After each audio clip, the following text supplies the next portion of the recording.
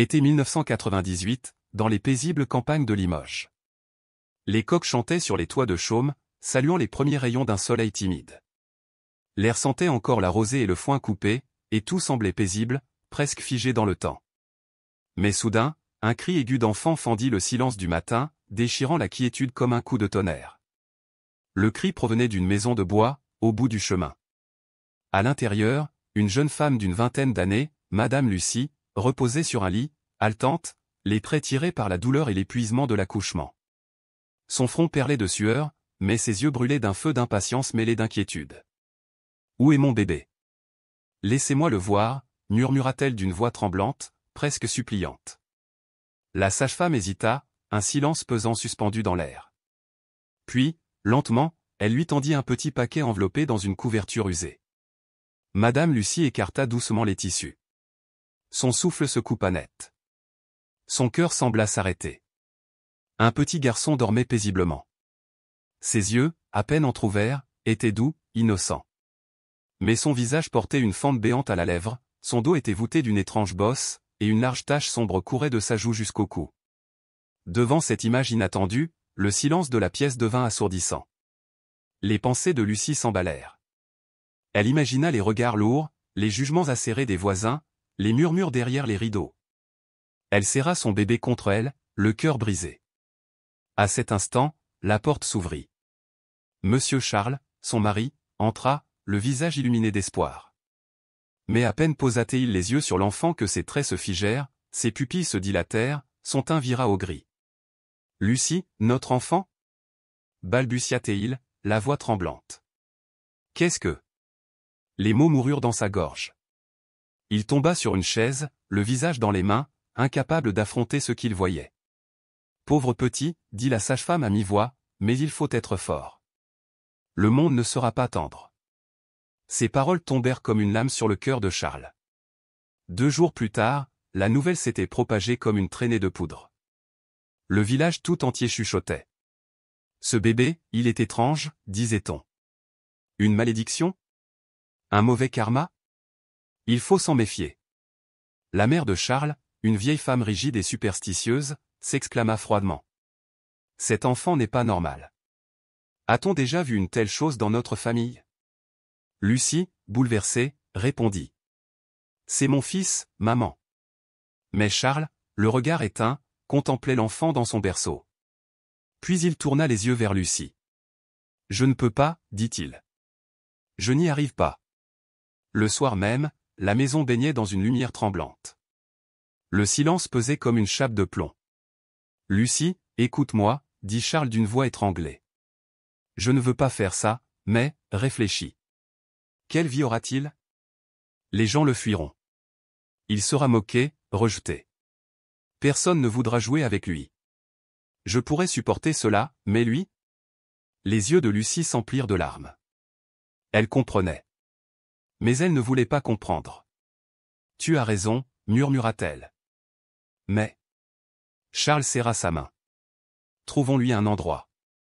Un endroit où il aura une chance. Où il sera accepté. S'il te plaît. Les sanglots de Lucie s'étouffaient dans sa gorge. Au milieu de la nuit, alors que le hameau dormait sous les étoiles, Charles enveloppa leur fils dans une vieille serviette. Lucie, le cœur en miettes, serrait contre elle un PAN de sa robe pour ne pas hurler.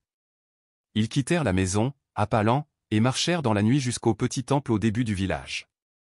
Le vent sifflait dans les haies, les chiens aboyaient au loin. Devant la porte du temple, Lucie s'agenouilla. Les mains tremblantes, elle souleva une dernière fois la couverture. Le bébé dormait encore. Ses petites lèvres s'entr'ouvraient, ignorant tout de ce qu'on lui ôtait. « Mon fils » sanglota-t-elle. Charles la tira doucement par la main. « Viens, Lucie » Elle secoua la tête, les yeux noyés. Mais finalement, elle se détourna.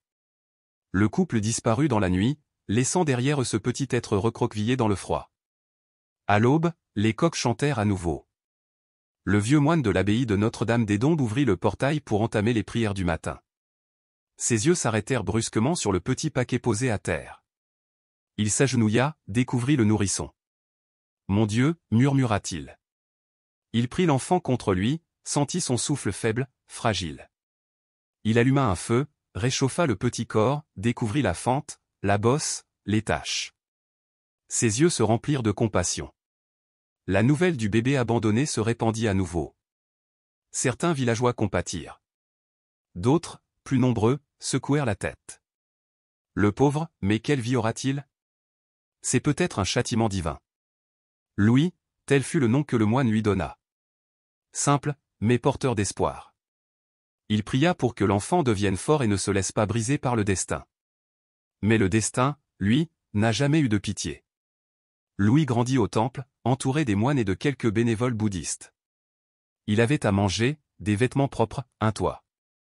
Mais il n'avait pas ce que son cœur réclamait, l'amour d'un père, la chaleur d'une mère. Chaque pleine lune, les enfants du village venaient avec leurs parents brûler de l'encens. Louis les observait de loin, les yeux brillants d'un manque sans nom. Qui étaient ses parents? L'avait-il un jour bercé? L'avait-il aimé, ne serait-ce qu'un instant? À 5 ans, Louis se regarda dans le miroir du petit bassin du temple. La fente était refermée, mais la cicatrice restait. Son dos restait voûté. Et cette tache sur son visage, il savait qu'elle ne partirait jamais. Les enfants du village l'évitaient. Son visage est bizarre, c'est un démon. Ne joue pas avec, c'est de la malchance. Au début, il ne comprenait pas. Mais peu à peu, les mots devinrent clairs. Il était mis à l'écart. Différent. Quand il s'approchait des groupes de jeu, les enfants s'éloignaient. Au marché, on le regardait de travers. D'autres baissaient les yeux, gênés. Un jour, une vieille femme murmura à un moine. « Tu devrais le placer dans un orphelinat de la ville. Ici, il dérange. » Louis entendit tout. Même jeune, il comprit, pour beaucoup, il était un poids. Il se referma sur lui-même. Il accomplissait ses tâches sans bruit, jouait seul, restait en marge. Jusqu'au jour où il rencontra Damien et Manon. 2 enfants du quartier, venus au temple avec leurs parents. Contrairement aux autres, Damien ne semblait pas effrayé. Manon, elle, lui offrait toujours un sourire franc. Un jour, alors que les enfants jouaient au cricket dans la cour, Louis les observait à distance. Damien le vit. Il lui fit signe. « Eh, viens jouer avec nous. » Louis resta figé. C'était la première fois qu'on l'invitait. Et à ce moment-là, pour la première fois, Louis sentit que peut-être, il n'était pas seul. Damien riait encore en jouant, quand un autre enfant cria soudain. « Tu es fou. C'est un monstre.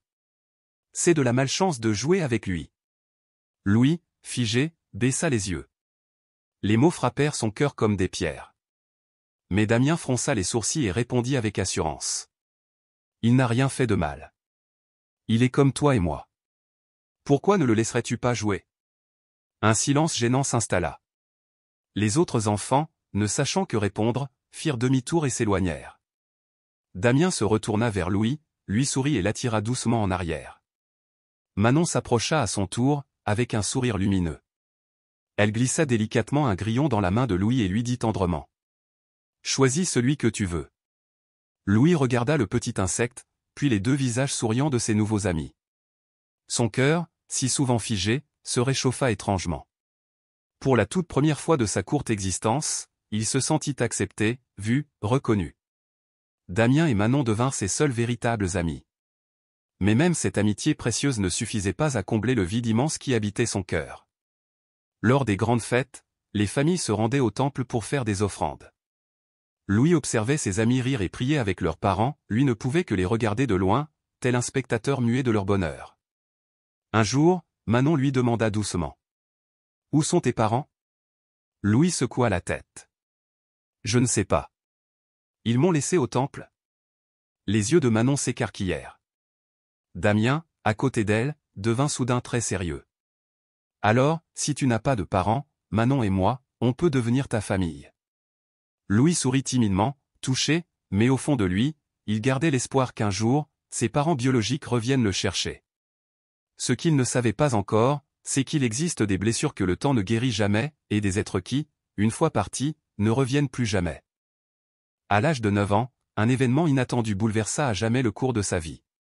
Ce jour-là, la pagode de l'abbaye de Notre-Dame des Dombes organisait une grande distribution de nourriture pour les plus démunis. Moines et bénévoles s'affairaient, distribuant du riz, du pain et du lait. Louis, comme toujours, courait partout, transportant de petits sacs de riz, les remettant aux personnes âgées ou malades, sans jamais se plaindre. Parmi ceux venus recevoir de l'aide ce jour-là, se trouvait un couple d'âge mûr. L'homme, mince, la peau brunie par le soleil, portait les traces du travail, ses cheveux étaient parsemés de mèches argentées. La femme, vêtue simplement, dégageait une chaleur douce et réconfortante. C'était l'oncle Noël et la tante Laurence. Ils vendaient du pain au marché du quartier. Ils n'étaient pas riches, mais leur cœur débordait de bonté. Après avoir reçu leur part de riz, tante Laurence aperçut Louis. Elle s'arrêta, légèrement surprise. Le garçon avait une silhouette frêle, le dos un peu voûté, une tache de naissance sur le visage. Mais ce qui la frappa le plus, ce furent ses yeux, des yeux tristes, mais brillants d'une intelligence singulière. Oncle Noël le remarqua aussi. Il se tourna vers le moine et demanda d'une voix douce. « Maître, à qui appartient ce garçon ?» Le moine soupira profondément. Il a été abandonné à la porte du temple à sa naissance. Il n'a jamais connu sa famille. Personne n'a voulu l'adopter. Tante Laurence posa la main sur sa poitrine, submergée par une vague de tristesse. Il vit ici depuis toujours ? Oui. C'est un enfant bon, intelligent, mais le destin lui a été cruel. Même ici, il n'a jamais trouvé sa place. Et dehors, on se moque souvent de lui. L'oncle Noël et la tante Laurence échangèrent un long regard. Ils n'avaient jamais eu d'enfant, malgré des années de tentatives. L'âge avançant, ils avaient fini par accepter cette réalité, non sans douleur. Mais en cet instant, une pensée prit racine dans le cœur de tante Laurence. Elle regarda Louis, puis se tourna lentement vers son mari. L'oncle Noël hocha la tête, comme s'il lisait en elle. Il venait de prendre une décision qui allait transformer la vie de Louis pour toujours. Le lendemain, ils revinrent au temple avec une grosse miche de pain tout juste sortie du four et une boîte de lait frais. Louis était en train de balayer la cour. En les voyant, il releva la tête, intrigué. Tante Laurence s'avança, lui sourit et lui tendit la miche. « Tu as faim ? Prends, c'est sain et nourrissant. » Louis cligna des yeux, hésitant. Il n'était pas habitué à recevoir quelque chose, encore moins avec tant de douceur. Mais le regard de la femme était si chaleureux qu'il n'osa pas refuser. Il tendit la main, murmura. « Merci. » L'oncle Noël s'assit à côté de lui et lui ébouriffa tendrement les cheveux. « Dis-moi, tu aimerais avoir une maison ?» Louis leva les yeux, surpris. Tante Laurence prit la parole avec un sourire doux. « Nous ne sommes pas riches. Nous ne sommes que 2 vendeurs de pain. Mais si tu veux, nous pouvons devenir tes parents. » Les yeux de Louis s'arrondirent. Une famille ? Était-ce réel ? Était-ce possible ? Il tourna la tête vers le moine, le regard noyé d'espoir. Le moine hocha lentement la tête, ému. Et c'est ainsi, après 9 années de solitude, que Louis connut enfin la chaleur d'un foyer. La maison de l'oncle Noël et de la tante Laurence, nichée au fond d'une ruelle, était modeste, mais accueillante. Chaque matin, une douce odeur de pain chaud embaumait l'air. Les cris joyeux, pain frais, pain croustillant, résonnaient dans le quartier. Au début, Louis restait réservé. Il n'était pas habitué à être entouré, aimé. Mais tante Laurence, patiente et douce, lui montra comment pétrir la pâte, lui peigna soigneusement les cheveux chaque matin, et lui apprit à écrire avec soin. L'oncle Noël, plus taciturne mais profondément attentionné, lui rapportait chaque soir un petit cadeau du marché, une goyave juteuse, un nouveau cahier, ou un crayon coloré. Une nuit, alors que Louis essayait maladroitement d'étendre un tapis pour dormir, tante Laurence entra dans la pièce. Elle posa doucement une couverture chaude sur son lit et dit en souriant. « À partir d'aujourd'hui, tu peux dormir confortablement. Tu n'auras plus jamais à te recroqueviller de froid. » Louis la regarda, les yeux brillants. Il serra la couverture contre lui, puis sans prévenir, sauta dans ses bras. « Maman ?» Tante Laurence, d'abord surprise, le serra fort en retour, les larmes silencieuses coulant sur ses joues. Louis avait enfin une vraie famille. Mais les blessures du passé ne disparaissent pas aussi facilement. Un jour, alors qu'il aidait sa mère à vendre du pain, il entendit 2 voisines chuchoter. « C'est un enfant adopté, non ? Pourquoi se donner la peine de prendre un gamin comme lui ? Oui, il a l'air gentil, mais son visage, c'est effrayant. Qui voudra jamais l'épouser ? » Louis sentit sa gorge se serrer. sa main trembla, serrant la miche de pain. Tante Laurence se retourna lentement, son regard dur et droit. Cet enfant est le mien. Et il vaut mieux que bien des adultes qui jugent sans cœur. Les deux femmes baissèrent les yeux, confuses, et s'éloignèrent sans un mot. Louis regarda sa mère, le cœur empli de gratitude. Pour la première fois, il n'avait plus peur. Quelle que soit la cruauté du monde, il avait une famille. Et cela valait plus que tout l'or du monde. Mais la vie restait semée d'épreuves. Le jour de la rentrée scolaire, Louis était nerveux mais excité. Il avait enfilé une chemise blanche toute neuve, un peu grande, et des sandales offertes par tante Laurence. Il se sentait prêt à conquérir le monde. Mais dès son entrée dans la classe, il sentit les regards. « Pourquoi son visage est comme ça ?» demanda un enfant. « On dirait un monstre. » gloussa un autre. Des rires, des chuchotements. Louis se figea. Le poids du rejet revint le frapper de plein fouet. Mais avant qu'il ne puisse fuir, Damien et Manon surgirent et se postèrent devant lui. « Pourquoi vous dites ça ?» s'écria Damien. « Louis est comme nous. » Et en cet instant, Louis comprit que, malgré les douleurs, malgré les regards, il n'était plus seul. Il avait une famille. Il avait des amis. Il avait une place dans ce monde. Louis avançait doucement dans la cour de l'école, le regard fuyant, tentant d'ignorer les ricanements. L'un des garçons, plus grand, lança d'une voix moqueuse « Oh, alors pourquoi t'es pas déformé comme lui ?» Les autres éclatèrent de rire, comme si la douleur d'un autre était un divertissement. Louis baissa la tête, le cœur serré. Il ne pleura pas. Non, pas une larme. Mais en lui, une douleur aiguë se propageait, comme un couteau qu'on retourne dans une plaie invisible. Ce soir-là, en rentrant chez elle, tante Laurence perçut immédiatement une différence. Le petit garçon qu'elle aimait comme un fils avait l'âme lourde. Elle le tira doucement vers elle et demanda d'une voix douce. « Louis, que s'est-il passé à l'école ?» Le silence s'installa quelques secondes. Puis la voix étranglée du garçon brisa l'air. « Maman, pourquoi je ne suis pas comme les autres ?» Tante Laurence s'arrêta, bouleversée. Elle connaissait cette question. Elle la redoutait. Elle l'enlaça tendrement et lui caressa le dos. « Louis, tu n'es peut-être pas comme les autres à l'extérieur, mais cela ne signifie pas que tu ne mérites pas d'être aimé. Mais il continue de me regarder comme si j'étais une bête. Il se moque, tout le temps. Alors, tu veux leur prouver quelque chose ?» demanda-t-elle doucement. Louis leva les yeux, confus. « Prouver quoi ? Que tu es plus fort que leur moquerie. Que tu n'es pas pitoyable, mais précieux. Différent, mais exceptionnel. » Louis ne répondit pas. Ce soir-là, il s'assit seul sous la lumière vacillante d'une lampe à huile. Il fit ses devoirs avec une concentration rare, déterminé à prouver qu'il avait de la valeur, que son apparence ne définissait pas son intelligence ni son cœur. Les jours passèrent, les moqueries ne cessèrent pas, mais Louis, lui, ne céda pas. Il travaillait plus dur que tous les autres. Dans cette classe où il était le plus silencieux, il devint celui que les enseignants commencèrent à remarquer.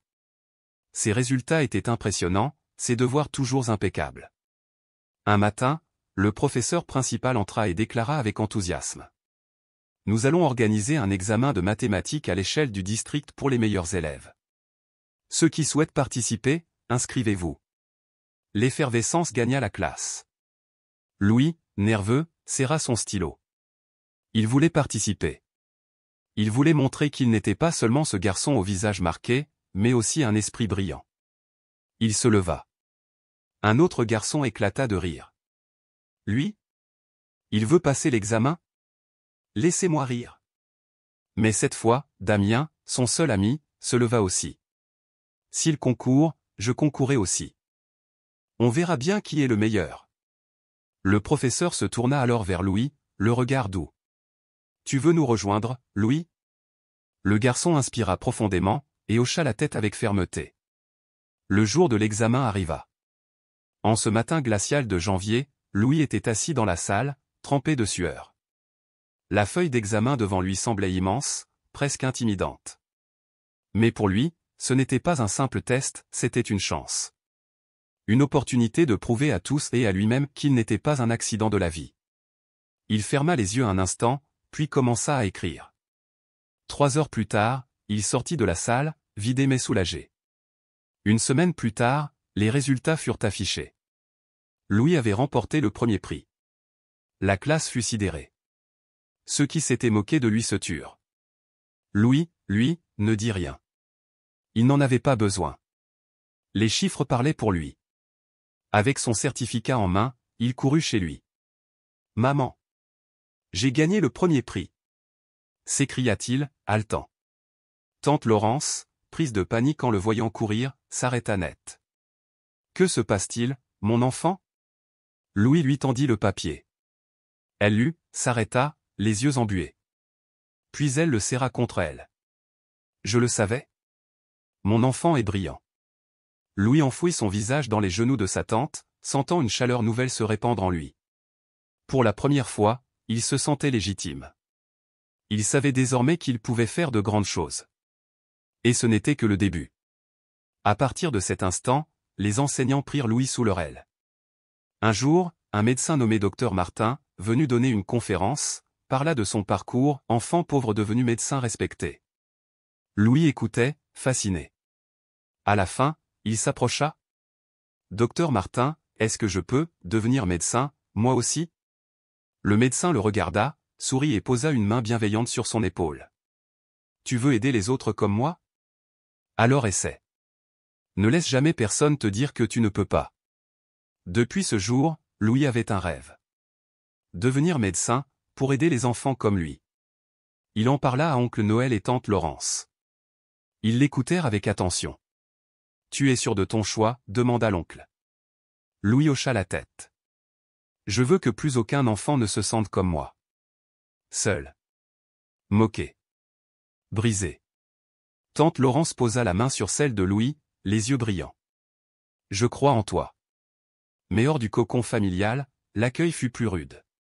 Quand ses camarades apprirent qu'il voulait devenir médecin, les ricanements revinrent. « Sérieux? Il veut être médecin? Quel malade voudrait être soigné par une chose pareille ?» Les mots furent violents. Cruels. Mais cette fois, Louis ne fléchit pas. Il se souvenait de la promesse, ne jamais laisser quelqu'un lui dire qu'il ne pouvait pas. Il étudia jour et nuit, refusant de se laisser abattre. À 18 ans, il passa le concours d'entrée à l'université. Les nuits blanches, les levers à l'aube, les moments de doute, tout convergeait vers ce moment. Dans la salle d'examen, il fixa le questionnaire. Il n'y avait plus de retour possible. Il prit une profonde inspiration, et écrivit. Quelques jours plus tard, assis devant l'écran de l'ordinateur, ses mains tremblaient. Il entra son numéro d'inscription. Son cœur tambourinait. Puis, le miracle. 28,75 points. Admis à l'université de la Sorbonne. Il resta figé. Puis des larmes coulèrent. « Maman, j'ai réussi. » Tante Laurence l'enlaça en pleurant. « Je le savais. Mon fils est extraordinaire. » Oncle Noël tapota son dos, la voix serrée. « Tu nous rends si fiers. » Ils pleurèrent tous ensemble, comme une famille qui venait de franchir une montagne. Mais le chemin ne faisait que commencer. À la Sorbonne, Louis découvrit un univers compétitif, rempli de jeunes issus de familles aisées. Lui, garçon de la campagne, au visage atypique, attira les regards et les chuchotements. Comment un garçon comme lui est-il entré ici? Et s'il devenait médecin? Qui oserait se faire soigner par lui? Ces murmures glissaient sur lui comme l'eau sur la pierre. Il n'avait plus peur. Il travaillait. Sans relâche. Pas d'argent pour des cours privés? Qu'importe. Il empruntait des livres, prenait des notes, étudiait du matin jusqu'à la nuit tombée. Il n'avait besoin de l'approbation de personne. Il lui suffisait de se prouver à lui-même qu'il en était capable. Lors de sa 3e année, il fut affecté à un hôpital parisien pour un stage. Un jour, un vieil homme arriva pour une consultation. En voyant Louis, il grimaça. « Quoi? C'est lui, le médecin? Avec cette tête-là? Je refuse d'être examiné par lui. » Le silence envahit la pièce. Gêné, Louis baissa la tête, tendit le dossier à un autre stagiaire, puis sortit sans un mot. Mais ce jour-là, il ne pleura pas. Il ne douta pas non plus. Parce que, désormais, il savait qui il était. Et il savait qu'un jour, ce même vieil homme regretterait de ne pas avoir vu au-delà du visage, pour reconnaître le cœur. Dans sa petite chambre au mur pâle, Louis éclata en sanglots. Il pensait être endurci, habitué au regard pesant et au rejet, mais cette fois, c'était différent. Être écarté par un patient lui-même, sans même un mot, le ramenait brutalement à cette blessure jamais vraiment refermée.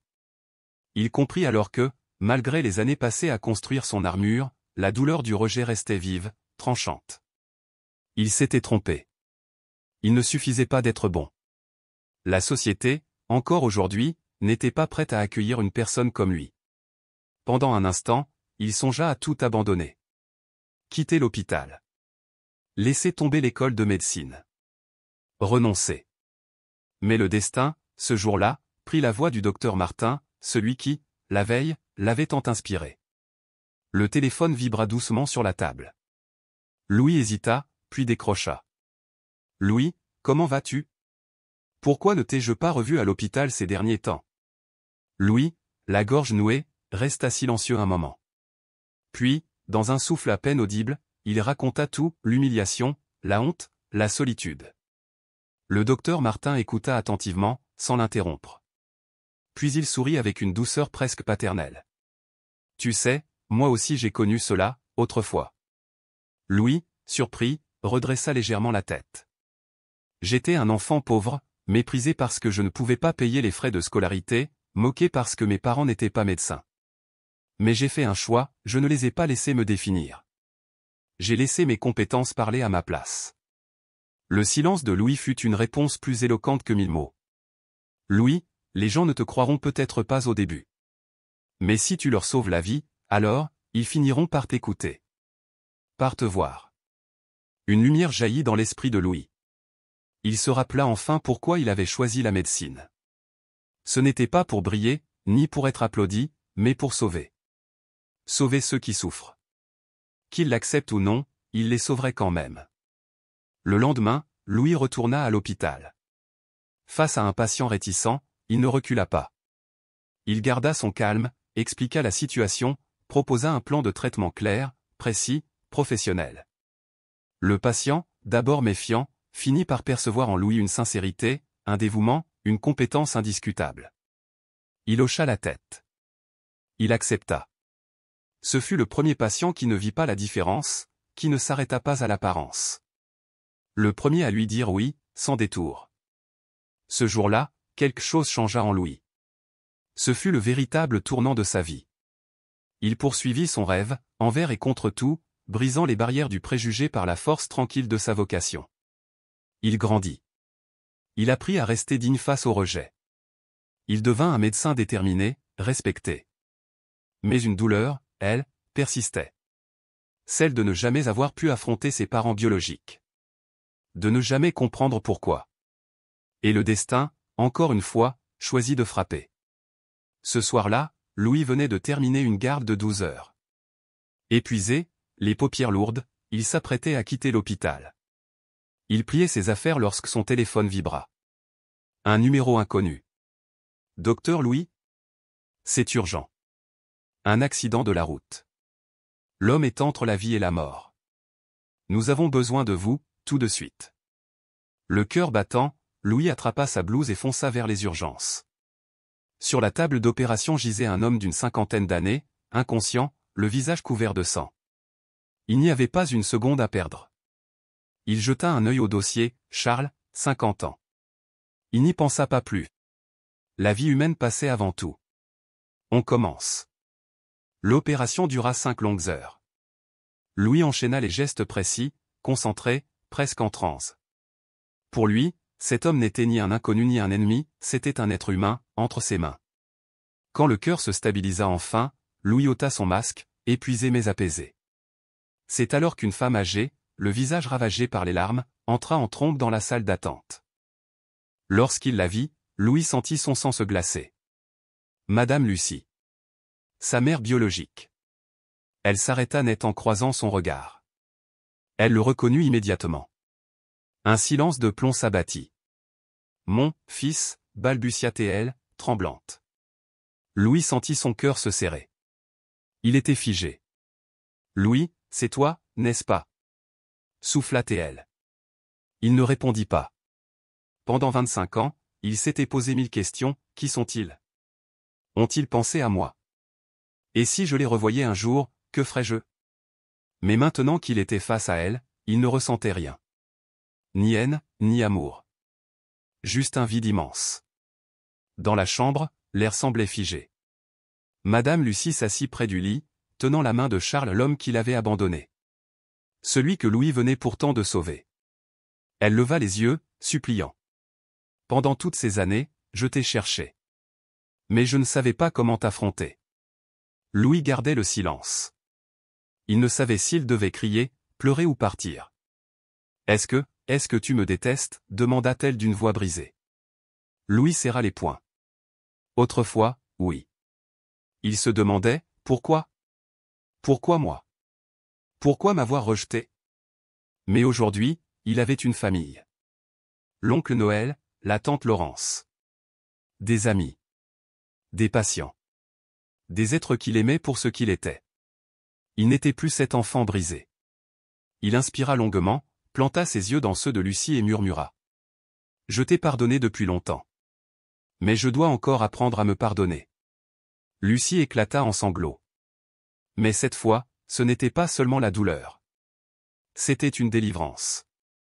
3 jours plus tard, Charles ouvrit enfin les yeux. Il aperçut Louis. Ses lèvres tremblaient. Il tenta de parler, mais aucun mot ne sortait. Lucie s'approcha, prit la main de son mari et murmura. Charles, voici Louis. Notre fils. Un silence pesant tomba dans la pièce. Charles regarda Louis, les yeux rouges, pleins de honte. Je ne mérite pas cela, balbutia-t-il. Louis le fixait, impassible. Il voyait un homme fatigué, vulnérable, rongé par le regret. Il inspira doucement. Un médecin ne choisit pas ses patients. Et je n'ai pas choisi mes parents. Mais je vous ai sauvés, parce que c'est ce que je fais. Charles baissa les yeux. Une larme solitaire roula sur sa joue. Une douleur enterrée depuis 25 ans venait d'éclore. Après leur sortie de l'hôpital, Lucie et Charles tentèrent à plusieurs reprises de reprendre contact. Ils voulaient rattraper le temps perdu, retrouver leur fils. Mais Louis ne revint pas. Il avait déjà une famille. Une vraie. Une famille choisie, aimée, précieuse. Un jour, Lucie l'appela. Sa voix tremblait. Puis-je t'appeler maman? Louis resta silencieux. Longuement. Puis répondit doucement. J'espère que maman va bien. Et il raccrocha. Il ne leur en voulait plus. Mais il ne pouvait pas non plus revenir en arrière. Le passé était passé. Il avait choisi d'aller de l'avant. Les années passèrent. Louis devint un chirurgien plasticien renommé. Il redonna espoir à des centaines d'enfants nés avec des malformations. Il leur offrait ce qu'ils n'avaient jamais eu, une chance. Un jour, en sortant du bloc opératoire, il croisa un jeune garçon. Le petit, les yeux humides, évitait les regards. Sur son visage, une fente labiale. Comme lui, autrefois. Docteur, murmura-t-il, est-ce que je pourrais devenir normal un jour? Louis posa une main ferme sur son épaule. Tu n'as jamais eu besoin d'être comme les autres. Tu es déjà quelqu'un de spécial. Le garçon leva lentement les yeux. Puis un sourire timide éclaira son visage. Et Louis comprit. Son combat ne concernait plus seulement sa propre histoire. Il portait désormais la voix de tous les enfants oubliés, rejetés, perdus.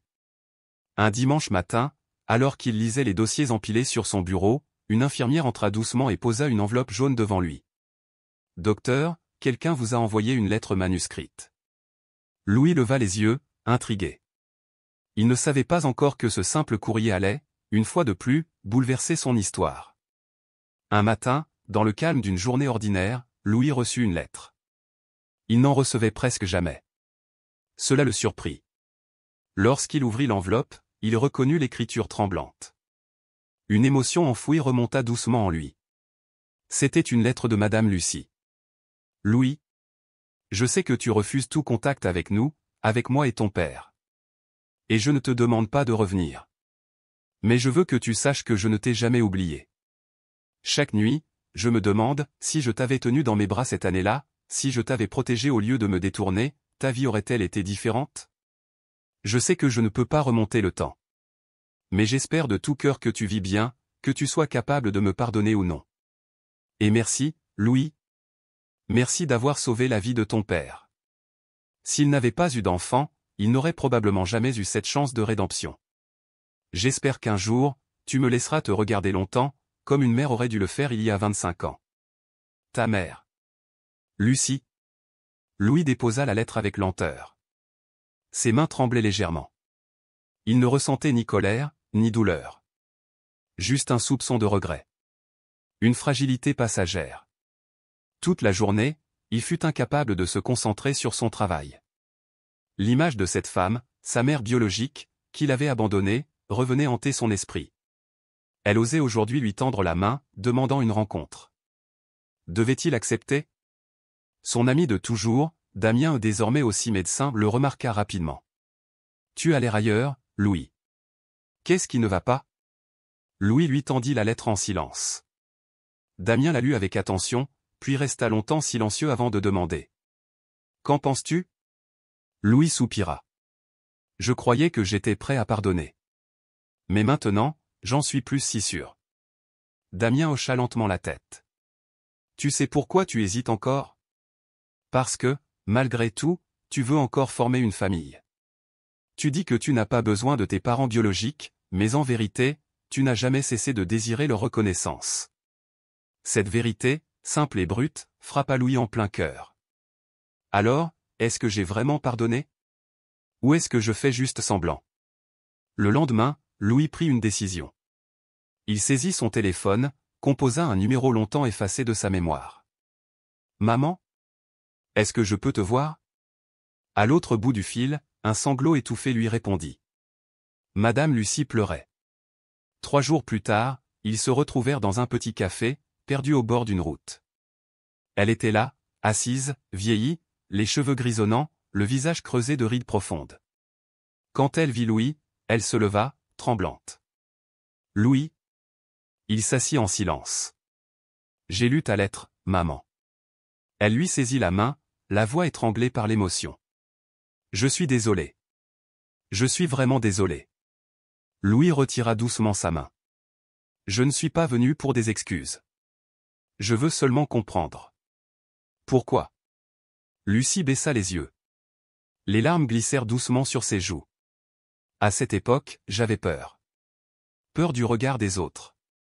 Peur que tu n'aies pas d'avenir. Peur que ma famille me rejette. Mais j'ai mis du temps à comprendre que la chose la plus effrayante, c'était que, je t'avais abandonné. Louis la fixa longuement. Puis il murmura.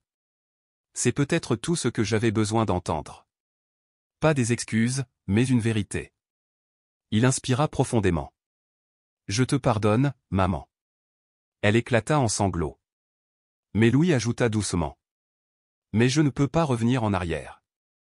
Elle leva les yeux vers lui, douloureuse. Tu as déjà une famille. Oncle Noël et tante Laurence. Eux, ils t'ont aimé sans condition, sans jamais te juger. Elle hocha la tête. Elle comprit.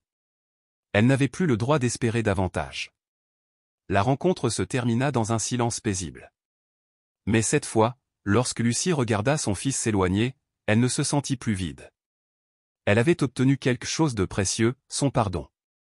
À partir de ce jour-là, Louis se sentit plus léger. Il reprit son travail avec encore plus de dévouement, consacrant sa vie à aider les enfants atteints de malformations congénitales. Il voulait qu'aucun d'eux ne se sente jamais seul, comme lui l'avait été. Un jour, dans une petite clinique de campagne, il rencontra un garçon d'environ 7 ans. Il avait une fente labiale marquée. Son regard était empreint d'une profonde tristesse. Louis s'accroupit près de lui et demanda doucement. « Tu es triste, quand les autres se moquent de toi ?» Le garçon hocha timidement la tête. Louis sourit tendrement et lui tapota la tête. « Moi aussi, j'étais comme toi. Mais tu sais quoi? J'ai compris qu'on n'a pas besoin d'être comme les autres pour vivre une belle vie. » Les yeux du garçon s'illuminèrent d'un nouvel espoir. À cet instant précis, Louis comprit qu'il avait trouvé sa mission. Il n'était plus ce garçon abandonné. Il était devenu un homme capable de transformer les vies. Les années passèrent. Louis devint l'un des chirurgiens les plus reconnus dans son domaine. Il redonna le sourire à des milliers d'enfants. Un jour, il reçut un message d'un numéro inconnu, « Je suis fier de toi ». Il sourit. Il ne répondit pas. Mais il ne supprima pas non plus le message. Certaines choses n'ont pas besoin d'être dites. Elles existent, simplement, comme des fragments de mémoire, des racines de notre identité. L'histoire de Louis n'est pas qu'un récit de pardon. C'est une histoire de renaissance, de choix, de destinée. Il avait décidé de se relever. Et c'est ainsi qu'il trouva le véritable sens de la vie. Mais cette histoire était-elle vraiment terminée? Un après-midi, alors qu'il travaillait à l'hôpital, son téléphone sonna. Un numéro inconnu. Il décrocha. « Docteur Louis? Je suis le directeur du centre de chirurgie humanitaire, recommandé par Noël. Nous aimerions vous inviter à un projet très spécial. » Quel projet? Un programme de chirurgie gratuite pour les enfants souffrant de malformations congénitales dans les zones reculées. Nous avons besoin d'un médecin expérimenté, mais surtout, d'un médecin capable d'inspirer. Louis resta silencieux. Il revoyait le petit garçon qu'il avait été, abandonné, rejeté, sans avenir. Il savait que d'autres enfants vivaient encore cette même douleur. Il n'hésita pas. « J'accepte. » Le projet débuta. Louis, accompagné d'une équipe de médecins, se rendit dans les régions les plus pauvres, là où une malformation signifiait presque une condamnation. Dans un village isolé, il rencontra Théo, un garçon souffrant d'une grave fente labiale et palatine. On le traitait de monstre. Il ne parlait plus. Il n'osait plus sortir. Il fuyait son reflet. La mère de Théo, en larmes, lui dit « Je veux juste que mon fils puisse sourire. » Louis regarda l'enfant. Ses yeux étaient ceux qu'il avait autrefois. Il posa doucement une main sur son épaule. « Est-ce que tu crois que tu peux sourire un jour ?» Théo secoua la tête, les larmes aux yeux. Louis sourit doucement. « Alors laisse-moi t'aider à y croire. » L'opération dura 3 heures. 3 heures où Louis mit tout son cœur, toute son âme. Ce n'était pas qu'une chirurgie. C'était la possibilité de changer un destin. Quand Théo se réveilla, il toucha ses lèvres, les yeux agrandis par la surprise. Sa mère l'enlaça, pleurant de bonheur. Louis, ému, dit « Tu sais pourquoi tu peux sourire maintenant ?» Le garçon, encore confus, leva les yeux. Louis posa une main sur sa poitrine. « Parce que tu as osé croire en toi. » Et pour la première fois de sa vie, Théo sourit. Louis avait accompli ce qu'il aurait tant voulu qu'on fasse pour lui. Son programme se répandit. Des centaines d'enfants furent opérés gratuitement. Ils retrouvèrent leur sourire, leur espoir. Mais le plus important, c'est que grâce à Louis, ils avaient trouvé quelqu'un qui croyait en eux. Et peut-être, est-ce là, la plus belle guérison. L'héritage de Louis, un cœur qui répare le monde. Avec le temps, les regards que les gens portent sur les enfants différents ont profondément évolué. Autrefois, une malformation congénitale était perçue comme une malédiction, une punition divine ou un signe de malchance. On cachait ces enfants, on les murmurait à demi-mot. Mais aujourd'hui, grâce à des âmes comme celle de Louis, ces différences ne sont plus des fardeaux, mais des défis que l'on peut affronter avec espoir. Un jour, un parent s'approcha de Louis, le cœur tremblant, la voix chargée d'émotion.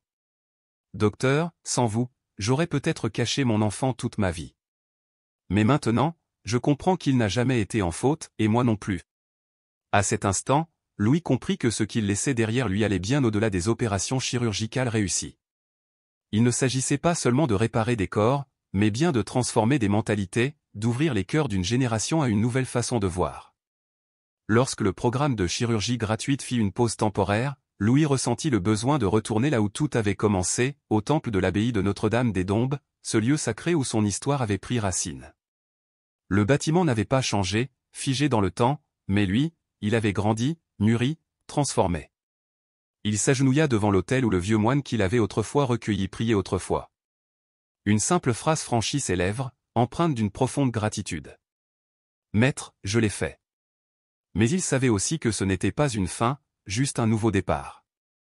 Car des milliers d'enfants à travers le monde avaient encore besoin de quelqu'un comme lui, quelqu'un qui leur dise « Tu mérites d'être aimé ». Les années passèrent, et l'histoire de Louis, cet enfant abandonné devenu chirurgien et porteur d'espoir, se répandit bien au-delà des murs de l'hôpital. Un jour, un jeune étudiant en médecine lui demanda timidement. Docteur Louis, qu'est-ce qui vous a conduit jusqu'ici? Louis sourit doucement, comme on sourit à un reflet ancien de soi-même. Parce que j'ai choisi de croire que même ceux qui ont été rejetés peuvent apporter de la valeur à ce monde. L'histoire de Louis ne parle pas seulement de pardon. Elle parle d'espoir, de transformation, de résilience. C'est le récit de celui qui, au lieu de laisser la douleur l'engloutir, en a fait un moteur pour changer le monde. Grâce à ses efforts constants, Louis ne devint pas seulement un excellent chirurgien, il créa aussi New Smile, un programme de chirurgie reconstructive gratuite pour les enfants atteints de malformations congénitales. Des centaines, puis des milliers d'enfants purent sourire, jouer, vivre avec fierté. Mais le plus beau cadeau que Louis ait offert à ce monde, c'est d'avoir changé la perception même du handicap dans la société. Et son œuvre continua de vivre au-delà de lui. Ceux qui l'avaient aidé, devenus adolescents ou adultes, souhaitaient à leur tour tendre la main. Un jour, Louis reçut une lettre de Do, un ancien patient né avec une fente labiale. Cher docteur Louis. À Noël dernier, grâce à vous, j'ai pu sourire pour la première fois sans honte. Grâce à vous, je n'ai plus peur de me montrer au monde. Aujourd'hui, je suis diplômé du lycée. J'ai été admis à la Sorbonne. Je veux devenir médecin. Je veux, comme vous, aider d'autres enfants comme moi. Merci de croire que je méritais une vie meilleure. Quand je deviendrai médecin, j'espère marcher à vos côtés. En lisant ces mots, les mains de Louis tremblèrent. Sa gorge se serra. Il comprit qu'il avait lancé une vague. Pas seulement une guérison. Un mouvement. Une génération prête à reprendre le flambeau. Un autre jour, alors qu'il travaillait à la clinique, la porte s'ouvrit. Une femme d'âge mûr entra. Il la reconnut immédiatement. Madame Lucie. Sa mère biologique. Elle était vieillie, plus mince, mais ses yeux, eux, brillaient d'une clarté nouvelle. Elle hésita, puis posa un dossier sur la table. Louis, je ne viens pas te demander pardon. Je viens, pour t'aider. Louis fronça les sourcils, surpris. J'ai passé ces dernières années à faire du bénévolat. J'ai vu tant d'enfants abandonnés, comme toi, à l'époque. J'ai voulu faire quelque chose. Voici une petite contribution. Il ouvrit le dossier. À l'intérieur, une liste d'enfants atteints de malformations congénitales, accompagnée d'un don important. Il leva les yeux. Madame Lucie n'était plus cette femme effrayée et rongée par les regrets. Elle avait changé. Louis esquissa un léger sourire, empli de douceur. Merci, maman. 3 mots. Simples, mais porteurs de tout un chemin. Du pardon, de la guérison, du lien retrouvé. 1 mois plus tard, Louis réalisa l'opération la plus importante de sa vie. Non pas à cause de sa complexité médicale, mais à cause de ce qu'elle représentait, l'enfant à opérer lui ressemblait trait pour trait dans son passé. Pauvre, défiguré, rejeté. Avant l'intervention, la mère de l'enfant, bouleversée, murmura. Je ne sais pas si j'aurai la force de l'élever. J'ai peur qu'il souffre trop. Louis lui prit la main. Ses yeux plongèrent dans les siens. J'étais comme lui. Moi aussi, j'ai été abandonné. Mais aujourd'hui, je suis ici. J'ai grandi, j'ai trouvé ma voie. Ne laissez pas la peur vous priver d'un futur que vous regretteriez de ne pas avoir vécu avec lui. Vos enfants méritent un avenir. La femme éclata en sanglots. L'opération fut un succès. Lorsque le petit Tung se regarda dans le miroir, un large sourire illumina son visage. À cet instant, Louis sut, il n'avait pas seulement changé une vie, il avait changé le monde. Les années passèrent. Louis devint l'un des chirurgiens les plus respectés. Pourtant, ni la gloire, ni l'argent ne l'intéressaient. Il poursuivait son œuvre, sillonnant les villages reculés, cherchant les enfants oubliés. Un jour, dans un hameau perdu, une fillette tira sur sa main. « Oncle Louis, viens voir. » Il la suivit. Au loin, une vingtaine d'enfants riaient, jouaient. Tous avaient un point commun, ils avaient un jour été opérés par lui. Ils étaient désormais confiants. Épanouis. Heureux. Louis sourit. Ce sourire discret, presque intérieur. Il savait qu'il avait accompli ce pourquoi il était né. Il n'était plus l'enfant abandonné d'hier. Il était devenu l'homme qui avait changé la vie de milliers d'autres. Non pas par richesse ou renommée, mais par une seule chose, la bonté. Quelques années plus tard, un journaliste se rendit auprès de lui pour écrire son histoire. « Docteur Louis, comment avez-vous réussi à traverser tant d'épreuves pour arriver jusqu'ici » Louis sourit légèrement. « Parce que je crois que, même ceux qui ont été abandonnés, s'ils en ont la chance, peuvent changer le monde. » Le jour où il fut invité à donner une conférence lors d'un grand séminaire médical sur la chirurgie reconstructive et les valeurs humanistes, la salle était comble. Médecins, étudiants, parents, enfants. Tous attendaient. Louis monta sur scène. Il n'avait ni notes ni discours rédigés. Il s'arrêta simplement, observa l'assemblée et dit doucement. « J'étais un enfant abandonné. » Le silence fut total. Puis, lentement, il raconta. Son enfance. La douleur. Le rejet. Mais aussi la renaissance. Le pardon. Le choix d'aimer. De guérir. D'inspirer. Il n'était plus simplement un médecin. Il était devenu une lumière. Un symbole. Une réponse à la douleur du monde. Et ce jour-là, une nouvelle génération se leva pour suivre ses pas. Dans une salle comble, baignée d'un silence sacré, les mots de Louis résonnaient avec une intensité rare.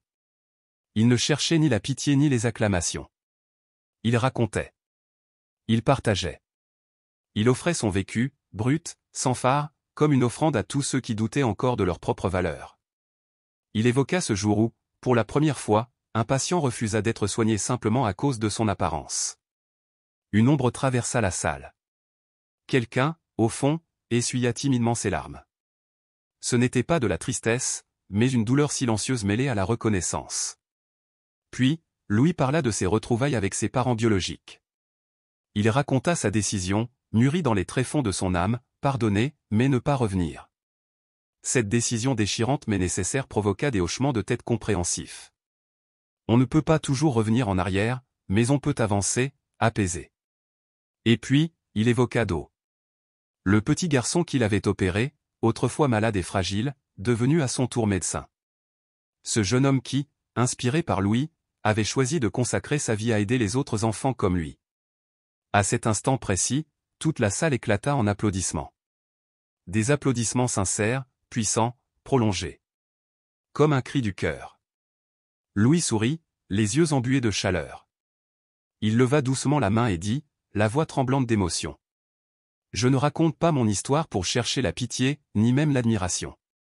Je la raconte pour que chacun comprenne ceci, chaque personne, peu importe ses différences, a de la valeur. Personne n'est parfait, mais chacun peut choisir comment il vit. Nous pouvons décider de la façon dont nous faisons face à l'adversité. Et, plus important encore, nous pouvons choisir comment nous traitons les autres. Il fit une pause. Le silence qui s'ensuivit était dense, vibrant. Puis il ajouta doucement. La compassion n'est pas un don inaccessible. Ce n'est pas un miracle. C'est un choix. Choisissez d'aimer au lieu de juger. Choisissez de tendre la main au lieu de détourner le regard. Et alors, quelque chose de magnifique se produisit. Toute la salle se leva d'un même mouvement. Des applaudissements éclatèrent de nouveau, mais cette fois, accompagnés de larmes visibles sur de nombreux visages. Des larmes de transformation. Louis avait touché leur cœur. Il n'avait pas seulement raconté une histoire. Il avait semé une graine. Plus tard, ce soir-là, alors que Louis regagnait son bureau, fatigué mais le cœur léger, il découvrit une lettre. Une enveloppe simple, sans prétention. L'expéditeur ? Monsieur Charles. Son père biologique. Avec des mains légèrement tremblantes, Louis l'ouvrit. À l'intérieur, une simple feuille, mais chaque mot y était gravé comme s'il portait tout le poids d'une vie. Fils. Aujourd'hui, j'étais là. Je me suis assis au fond, en silence, et je t'ai écouté raconter ta vie. Pour la première fois, je t'ai compris. Je ne t'écris pas pour te demander de revenir. Je ne suis pas certain de mériter cela. Je veux juste que tu saches que je suis fier de toi. Fier de l'homme que tu es devenu, malgré moi. Malgré tout. J'ai échoué à être ton père, mais tu m'as appris les 3 leçons les plus importantes de ma vie. Que chacun peut changer. Que le courage commence par l'acceptation. Et que le pardon est plus fort que la honte. Continue ton chemin, mon fils. Ton père. Charles. Louis reposa lentement la lettre, les yeux brillants, mais le cœur apaisé. Il n'avait jamais attendu d'excuses. Il n'en avait jamais exigé. Ce qu'il venait de lire suffisait. Son père l'avait enfin compris. Et parfois, c'est tout ce qu'il faut pour guérir une vie entière. Les années passèrent. Louis, désormais chirurgien renommé, sortait d'une énième salle d'opération, satisfait du succès de l'intervention. Dans le couloir, un jeune homme l'attendait, vêtu d'une blouse blanche immaculée. Louis sourit doucement. Théosa. Alors, comment s'est passée ta première intervention? Le jeune homme, les yeux brillants d'une énergie neuve, répondit avec une assurance tranquille. Très bien, professeur. Le patient s'est réveillé, et m'a souri. Louis hocha la tête, satisfait. Une lueur douce dans le regard. Ce garçon n'était pas simplement un médecin de plus. Il représentait la continuité. La preuve vivante que Louis n'était plus seul sur ce chemin. Une génération entière de jeunes médecins, nourris par les valeurs qu'il avait incarnées, s'avançait désormais avec foi. Non seulement pour guérir les corps, mais pour soigner les âmes. Et c'était là son véritable héritage. Un jour, une jeune étudiante en médecine se présenta timidement dans son bureau. Elle tenait un carnet dans les mains. « Docteur Louis, dit-elle, j'aimerais écrire un article sur votre vie, mais je ne sais pas quel titre lui donner. Avez-vous une suggestion ?» Louis resta un instant pensif, un léger sourire sur les lèvres. Puis, d'une voix posée, il répondit. « Appelez-le, l'enfant abandonné qui est devenu le guérisseur du monde. » L'étudiante nota avec soin. Puis, levant les yeux, elle demanda avec curiosité. « Pensez-vous que votre histoire est terminée ?» Louis regarda par la fenêtre. Le soleil se couchait lentement, teignant le ciel d'ocre et d'or. Un vent léger faisait frémir les rideaux. Il répondit doucement, presque en murmurant. « Non, cette histoire ne finira jamais. Car l'amour et la bonté n'ont pas de fin. » Il se leva, regardant au loin, là où l'horizon semblait rejoindre l'infini. Cette histoire continuera à se transmettre, d'homme à homme, de cœur à cœur. De génération en génération. Comme la lumière d'une bougie qu'on allume sans éteindre la précédente. Un simple garçon, autrefois abandonné, a trouvé sa propre valeur. Et cette lumière qu'il a découverte, il l'a transformée en un flambeau qui éclaire désormais le chemin de tant d'autres. Car au fond, Louis avait choisi. Il avait choisi de pardonner. Choisi de s'élever. Choisi d'aimer, envers et contre tout. Et surtout, il avait choisi de transformer sa propre douleur en source d'espoir pour le monde. Et c'est ainsi que se termine ou plutôt, que commence l'histoire d'un enfant rejeté devenu lumière. Un homme ordinaire, au cœur extraordinaire, qui avait compris une chose essentielle, la vraie médecine commence là où s'arrête le bistouri, dans l'âme.